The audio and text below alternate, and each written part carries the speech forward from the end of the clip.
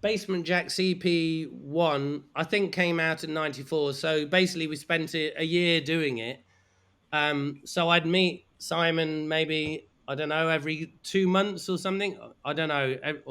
Yeah, we met maybe 4 times during the year to do the EP. Mhm. And I'd take like loads of provisions, like fruit and currant buns, and because we needed energy to keep going. And then I'd go with all my lists of samples and like track 7, 2 minutes 32 beat noise. And yeah, so and probably around then it was the idea to put out an EP. But yeah, we didn't know how or where or whatever. But at that time, people would press music anyway, so it wasn't didn't seem the idea didn't seem a million miles away. I was working in an office at that time, so I'd got a job. I had to pay my rent. So for me, it was a hobby. And Simon, I can't remember if he was doing any work or not, but he was. I think he was thinking to do music, and also he was doing the helicopter stuff, which was they were trying to get that going.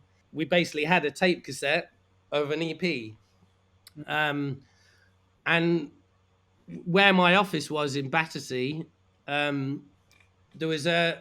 I looked in the yellow pages, probably, which is where you found information back in those days, and it said record distributors. I thought, well, oh, there's one near me, so I'll go and see it. They're called Soul Trader, so they trade kind of soulful music.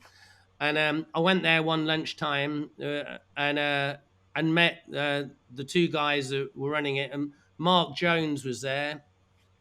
And I said, I've got this music. I was wearing a suit because that's what I had to do for my job. I mean, I wasn't looking like the hottest thing off the block. And I said, would you just give me a couple of minutes and just listen to this? Uh, and he said, yeah. He was very like, yeah, okay. And we sat in his office. It was a storeroom with records everywhere. And he kind of played a bit of the first track probably, and then flipped through. And he was like, yeah, it sounds good. It sounds cool. And I said, would you distribute music like that? And he said, yeah. And I said, I haven't got any money. Would you press it? Yeah. And the funny thing is, he said yes, but I only learned years later that he never put out a record before. Oh wow. So and he went on to do managing for Grace Jones, and he did Wall of Sound Records. But he said he at that point he hadn't done it. And actually, the reason I was there was after contacting Strictly Rhythm and Nervous Records, and then I think Ministry of Sound probably in the UK. It was probably those three people, and no one gave any response. There was nothing there. I knew one friend who'd gone to get a job in East West Records, so was actually in the music biz. Mm. And I said to him, "What do you think?" And he was like, "Oh no, it needs to be remixed. It's not, And it's kind of like so. Basically, all the doors were shut. So went to the Soul Trader, and he was like, "Yes." So it was like, "Great, press EP1."